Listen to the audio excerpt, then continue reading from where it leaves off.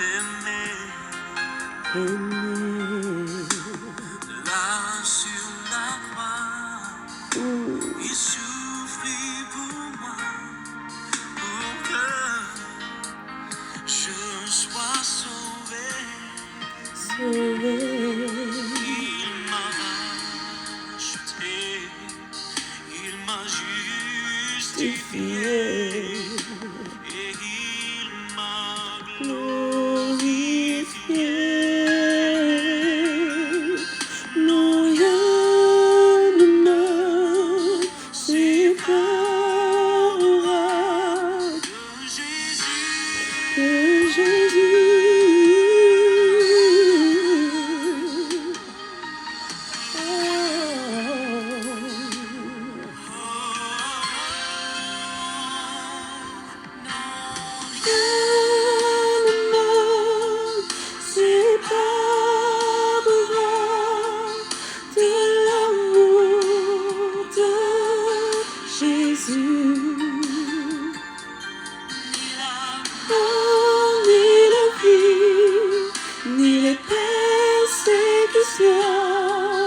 Ni les dominations,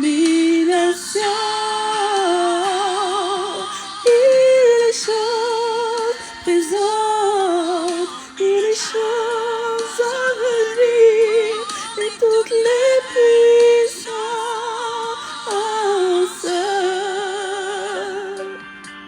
Non, rien ne me... Non, non, non, non, non, de Jésus.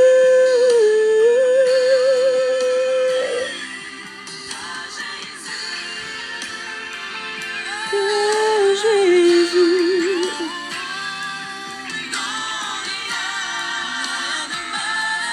Non, non, non,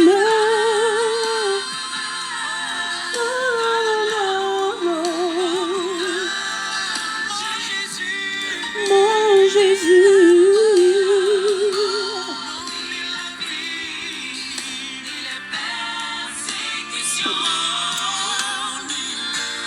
Ni les dominations. Yes. Ni les choses à venir. Oh, non, non, non. Rien ne me... Yes.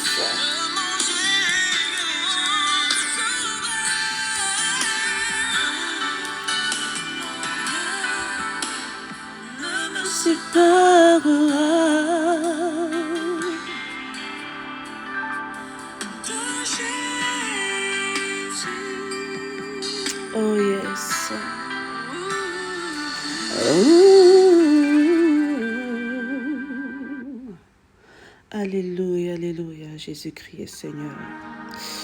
Jésus-Christ est Seigneur. Jésus-Christ est le centre.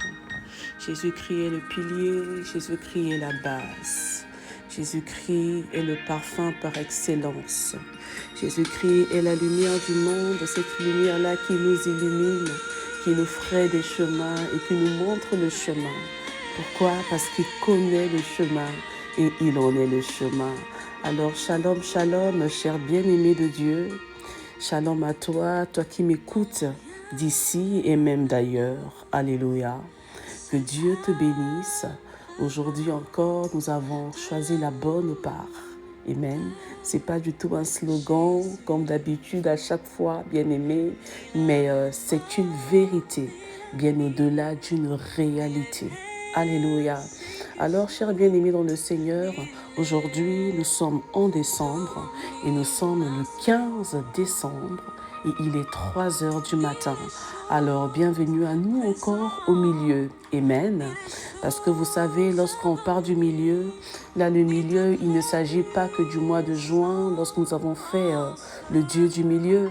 Mais là, lorsque nous parlons du milieu, au fait, nous parlons réellement du centre de l'homme. Amen. Nous parlons du centre de l'homme. Vous savez que l'homme, il est l'intérêt premier de Dieu. Alléluia. Et lorsqu'on voit dans un corps humain, le centre de l'homme, c'est pas du tout la tête ni les membres. Amen. Mais nous voyons au niveau du tronc, précisément au niveau du cœur. Le centre de l'homme, le milieu de l'homme, c'est son cœur. Et notre Dieu est le Dieu du milieu. Pourquoi? Parce qu'il désire demeurer au centre de l'homme. Alléluia.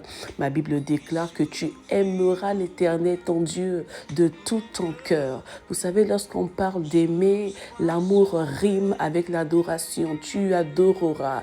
L'adoration, en retour, rime avec l'obéissance dont tu obéiras. Et l'obéissance rime avec la soumission. La soumission rime avec le sacrifice. Le sacrifice rime avec l'abandon. Et l'abandon, cher bien-aimé de Dieu, rime avec la révérence. Et on ne vénère, on offre la révérence qu'à une personne que l'on connaît, une personne que l'on respecte, une personne que l'on porte, qu'on honore, qu'on ovationne et qu'on adore. Et tout cela se passe au niveau du cœur. Alors nous célébrons ce matin le Dieu du milieu, celui-là qui nous a accompagnés tout au long de cette année. Amen. L'année de la multiplication est passée. Mais là, bien-aimés dans le Seigneur, nous sommes en train de terminer l'année de l'épanouissement. Et demain, nous saurons le thème, Amen, de 2026. Mais là, pour 2025, il s'agit de l'épanouissement. Alors, j'ose croire de tout mon cœur qu'en cette saison qui débute, non pas qui se termine, mais je dis qu'en cette saison qui débute, bien-aimé dans le Seigneur, tu as eu à germer. Alléluia, tu as eu à pousser dans le silence, mine de rien dans l'obscurité, à l'insu de tous, bien-aimés de Dieu, tu as eu à pousser, à t'épanouir, à déployer tes pétales et à libérer tes bourgeons et quelques odeurs. Alléluia, parce que nous sommes pour Dieu des parfums de Christ, ne l'oublions pas. Et dans cet élan, dans cette image de fleurs, de délicatesse et de fragilité et de beauté aussi, bien-aimés, on a eu à nous épanouir dans le palais du roi. Amen. N'oublions pas notre passage phare de Psaume 92 à partir du verset 13. Mais moi, je vous ai ramené encore au début de l'année au verset 10. Pourquoi? Parce que le Seigneur nous oindit le fraîche comme des buffles. Alléluia. Alors, chers bien-aimés dans le Seigneur, alors que en cet instant, dans le monde, nous sommes entraînés dans des élans de combat spirituel, etc. Amen. Moi, ce matin, en toute humilité, j'aimerais juste ramener nos cœurs au pied du Maître. Alléluia. Ramener nos cœurs au pied de la croix. Ramener nos cœurs plus que ça devant le trône de la gloire. Parce que celui qui est assis sous le trône de gloire, sur le trône de la royauté, désire, exige notre révérence, notre reconnaissance, notre gratitude bien-aimée et manger notre adoration. Alléluia. C'est ainsi à travers ces 7 matinales de prière intitulées Offrande du cœur, Amen, qui est une expression que nous utilisons depuis des années. Bien-aimés dans le Seigneur, nous allons nous offrir. Vous savez, lorsqu'on parle d'offrande, l'offrande, c'est le fait de pouvoir tout simplement offrir, donner des objets, donner des éléments, donner des présents bien-aimés dans le Seigneur à une entité, à une divinité, à une certaine royauté et gloire. Alléluia. Mais nous avons choisi la bonne part. Nous savons en qui nous avons cru, en qui nous appartenons. C'est ainsi que nos offrandes sont destinées au roi de gloire, sont destinées à notre Seigneur et Maître qui est Yeshua Mashiach. Alléluia. Alors au-delà des offrandes que nous pouvons faire en présence, bien-aimés dans le Seigneur, au-delà des offrandes, du temps, bien-aimé dans le Seigneur, parce que nous engageons de notre volonté, au-delà des offrandes financières, bien-aimé dans le Seigneur, alléluia, et même sacrificielles, nous voulons ce matin offrir le meilleur de nous-mêmes Bien au-delà de tout cela, nous voulons offrir nos cœurs. Nous voulons cette offrande du cœur, non pas par imposition, mais par pure volonté, où nous engageons notre volonté. Parce que comme on aime bien le dire, notre Dieu n'est pas du tout tyran, mais il aime se faire désirer. Alléluia. N'oublions pas que le roi de gloire désire se faire désirer. Alléluia. Bien-aimés de Dieu, nous sommes dans notre première matinale. J'aimerais mettre tout simplement les bases pour savoir là où nous partons. Amen. Quand nous voyons l'image d'Esther, l'histoire d'Esther, nous sommes dans le livre d'Esther. Amen. Alors que le roi Assyrus, bien-aimé dans le Seigneur, recevait tous les jours ces jeunes filles, bien-aimées de Dieu, les jeunes filles passaient à chaque fois dans les appartements du roi. Amen. Et là, le roi, ne le voyons pas en tant que tel, mais remplaçons cette image par notre Dieu, l'image du roi de gloire. Amen. L'image de l'exigence qui exige, qui recherche la singularité, qui recherche la particularité, qui recherche non pas seulement l'innocence, non pas seulement la beauté, la virginité, la pureté, mais qui recherche plus que ça. Il recherche, bien aimé dans le Seigneur, la singularité, la différence.